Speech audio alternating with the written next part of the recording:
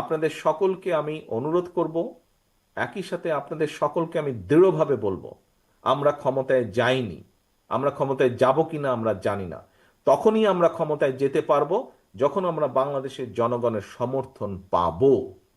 কাজেই জনগণের সমর্থন পাবো, এখন জনগণের সমর্থন আমাদেরকে আদায় করতে হবে। জনগণের সমর্থন যদি আদায় করতে হয়, এখানে আপনারা আজকে যারা উপস্থিত আছেন, আপনাদের সকলকে কিন্তু আমরা এখানে আজকে আমন্ত্রণ জানিয়েছি একজন নেতা হিসাবে। হতে পারেন আপনি একজন জেলার নেতা, হতে পারেন উপজেলা, বা হতে পারেন ইউনিয়ন পর্যায়ের নেতা, কিন্তু আপনি নেতা বলেই কিন্তু আজকে এখানে আপনাকে দাওয়াত দেওয়া হয়েছে।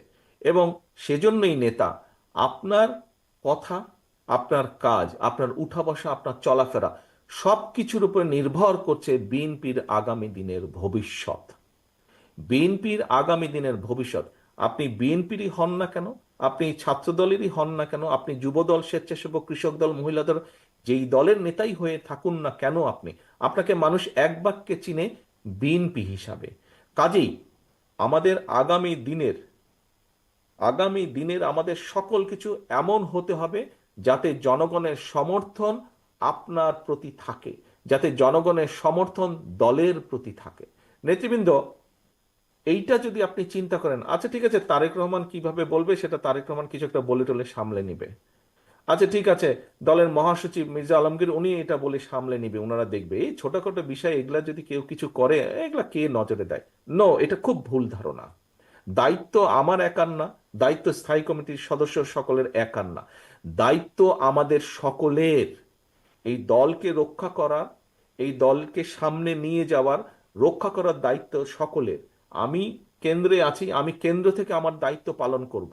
আপনি উপজেলা লেভেল, জেলা লেভেল বা ইউনিয়ন লেভেলে আছেন, সেখানে আপনি একজন নেতা হিসাবে আছেন। আপনি যেই মূল দল সহ যেই অঙ্গ সহযোগী সংগঠনই হন না কেন, আপনাকে আপনার দায়িত্ব পালন করতে হবে। আপনারা নিশ্চয়ই শুনেছেন, খেয়াল আছে অনেকেরই, আমি কিছুদিন আগে বলেছি, জনগণের সঙ্গে থাকুন, জনগণকে সঙ্গে রাখুন।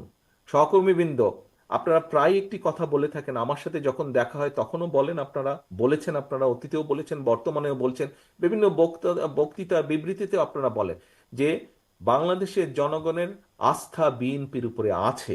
এই কথাটা আপনারা বলেন।